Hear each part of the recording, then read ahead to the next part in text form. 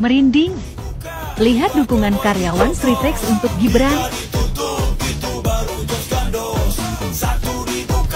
Bapak Ibu yang saya hormati, teman-teman sesama anak muda, insya Allah akan terbuka 19 juta lapangan pekerjaan untuk generasi muda dan kaum perempuan.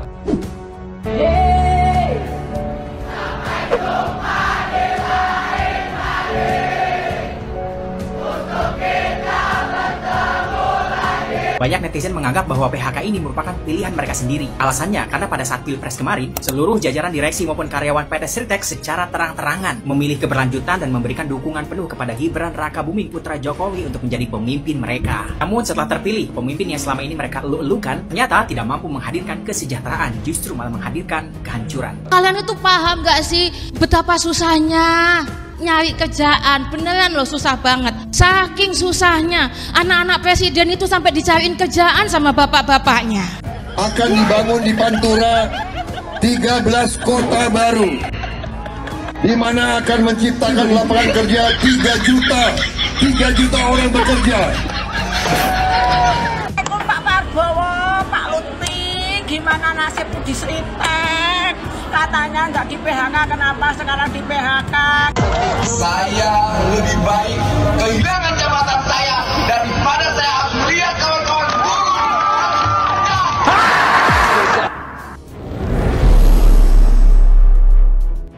Hari ini, per 1 Maret 2025, PT Sritex resmi menutup pabriknya. Setelah sebelumnya, perusahaan ini dinyatakan pilot. Dampaknya, lebih dari 10.000 karyawan mengalami PHK massal. Ini harusnya menjadi hari berkabung nasional, karena ada puluhan ribu orang kehilangan pekerjaannya, apalagi PHK ini dilakukan menjelang Hari Raya Idul Fitri. Namun, saya tidak melihat respon itu di sosial media, justru saya melihat sebaliknya. Banyak netizen menganggap bahwa PHK ini merupakan pilihan mereka sendiri. Alasannya, karena pada saat Pilpres kemarin, seluruh jajaran direksi maupun karyawan PT Sritex secara terang-terangan memilih keberlanjutan dan memberikan dukungan penuh kepada Gibran Rakabuming putra Jokowi untuk menjadi pemimpin mereka. Namun setelah terpilih, pemimpin yang selama ini mereka elu-elukan ternyata tidak mampu menghadirkan kesejahteraan, justru malah menghadirkan kehancuran. Di satu sisi, tentu kita prihatin kepada para karyawan Sritex yang harus kehilangan pekerjaan mereka. Namun di sisi lain, ini adalah konsekuensi dari pilihan mereka. Kalau sudah seperti ini, apakah kalian masih mau bilang, siapapun pemimpinnya, siapapun presidennya, kita tetap cari makan sendiri? Kalian itu paham gak sih betapa susahnya?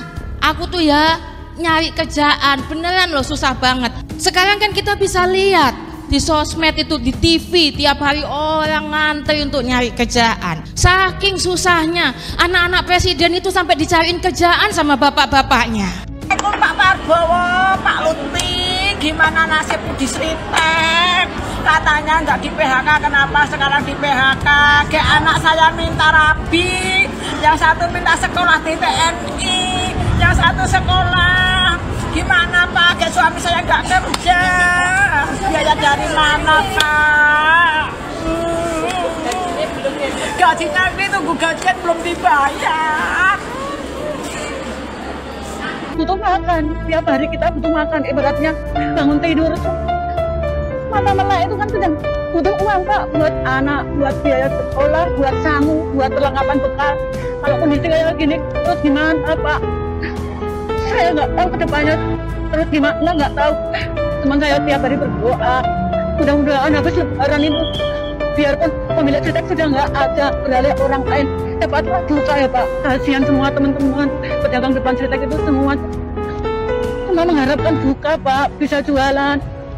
Kalau begini terus nggak tahu saya kedepannya gimana, nggak tahu Pak. Sudah diusahakan tapi harus bangkrut. PT Sritex terpaksa harus menutup total pabriknya di 1 Maret ini. Dan semua karyawan terakhir bekerja di 28 Februari ini. Sedih banget sih. Ini menunjukkan industri tekstil lokal di Indonesia sedang terpuruk. Gue sedih banget. Padahal Kemenaker udah berusaha untuk mempertahankan pabrik ini kan. Bener banget. Sebenarnya udah lama PT Sritex ingin mem-PHK semua karyawannya. Namun ditahan oleh pemerintah. Tapi mau gimana lagi? Industri tekstil di Indonesia itu kalah dengan impor dari luar negeri. Apalagi seperti yang kita tahu kan, kalau banyak banget tekstil yang berasal dari Cina yang datang ke Indonesia dengan harga yang murah banget. Gue sangat menyayangkan hal ini, dan yang membuat netizen kecewa itu adalah pemerintah yang menjanjikan menyelamatkan PT Sritex. Bayangkan 8.000 orang bakal di PHK, ya Allah. Ternyata bukan hanya PT Sritex, ada beberapa perusahaan lain yang juga bakal tutup di tahun 2025 ini, termasuk Sritex, Yamaha, PT GNI, Sunken, dan masih banyak lagi. Pertanyaan gue satu, ada apa dengan Indonesia? Fakta di lapangan, pengangguran makin banyak, cari kerjaan makin susah, loker sulit. Tapi fakta ini dibantah oleh Menteri Keuangan. Terjadi akselerasi job creation. Ini menimbulkan tadi unemployment-nya menjadi menurun. Yang menyatakan kalau tingkat pengangguran terbuka turun dari 7% ke 5% dari 2020 ke 2024. Memang benar terjadi penurunan pengangguran, tapi karena masyarakat menciptakan pekerjaannya sendiri, kerja di UMKM, jualan es, jualan pentol, terjadi penurunan jumlah pekerja formal kita. Di 2018, kisaran 43% dan sekarang tinggal 40%. Jadi berkurang 3%. 3% banyak nggak ya? Kalau dikalikan dengan jumlah total pekerja aktif, 142 juta sekarang, berarti 3%-nya sekitar 4 juta orang beralih dari sektor formal ke sektor informal. Yang awalnya kerja di pabrik, sekarang jualan es. Kenapa ini terjadi? Karena kontribusi sektor manufacturing to GDP di Indonesia menurun dari 2019 di kisaran 21%, sekarang tinggal 19%. Pabrik-pabrik pada tutup, PHK di mana-mana. 2022 total PHK 10.000. 2024 naik 6 kali lipat menjadi 64.000.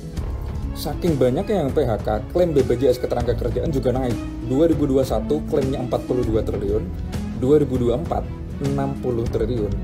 Karena udah di PHK, mau nggak mau akhirnya makan tabungan, mantap. Rata saldo tabungan masyarakat Indonesia turun dari 2022 ke 2023 turun 13%. Udah kena PHK, makan tabungan, bayar iuran BPJS juga udah nggak bisa.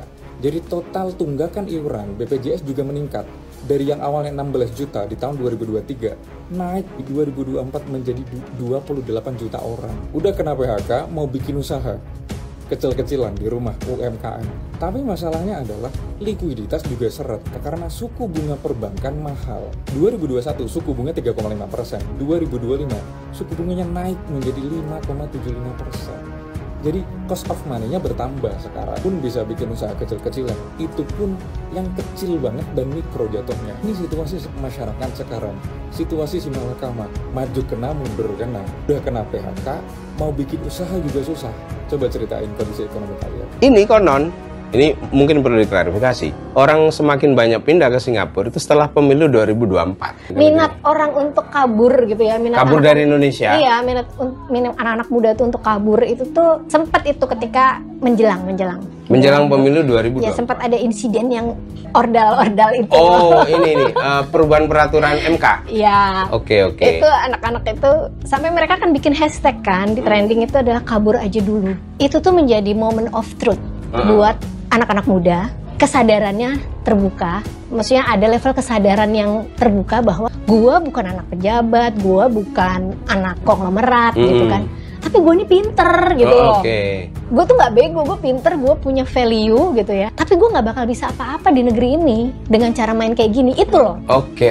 Ya mending kabur aja dulu gitu loh, di luar gue lebih dihargai, gue bisa lebih berkembang gitu loh. Orang melihat kemampuan gue, kapasitas gue, tanpa pandang siapa orang tua gue gitu kan. Hal kayak gitu, jadi yang mereka lihat itu jadi benchmark ya, peristiwa itu jadi tolok ukur betapa lu kalau di Indonesia itu lu harus punya power dan lu harus anak orang kaya banget. Tidak hanya hari ini meledak saja hari ini, tapi kan sebetulnya isu tentang lapangan kerja, isu tentang frustasi PHK, dan lain sebagainya itu sudah terjadi beberapa waktu lalu, semenjak COVID lah, seperti itu ya. Saya melihatnya dari 3 perspektif kemarahan anak muda ini ya. Pertama, memang dari kebijakan pemerintah, yang kita tentu harus bicara tentang kebijakan. Ada ketidakberpihakan kepada anak muda untuk mencari pekerjaan. Saya mengatakannya lapangan kerja layak yang sangat terbatas. Jadi perspektif kebijakan ini perlu kita bicarakan, yang menjadi pemantik anak muda marah. Lalu dengan ada akumulasi lah ya kemarahan, misalkan kebijakan-kebijakan yang harus viral dulu baru dibatalkan gitu misalkan. Dan saya percaya Mbak, yang bisa meningkatkan jumlah kelas menengah adalah adanya kerja layak. Kelas menengah tidak bisa tumbuh karena bansos. Kelas menengah tidak bisa tumbuh karena bansos atau makan siang gratis untuk anak-anaknya, tapi bagaimana orang tuanya bisa bekerja dengan layak. Kisah sukses Cina bagaimana pertumbuhannya berkali-kali lipat adalah standar hidupnya semakin layak karena ada pekerjaan. Jadi lagi-lagi bagaimana menciptakan banyak lapangan kerja itu menjadi tantangan. Untuk itu, karena aku nggak dapatin pekerjaan di sini, akhirnya aku memutuskan aku mau mencari pekerjaan yang sesuai dengan aku. yang gampang bisa aku dapatkan.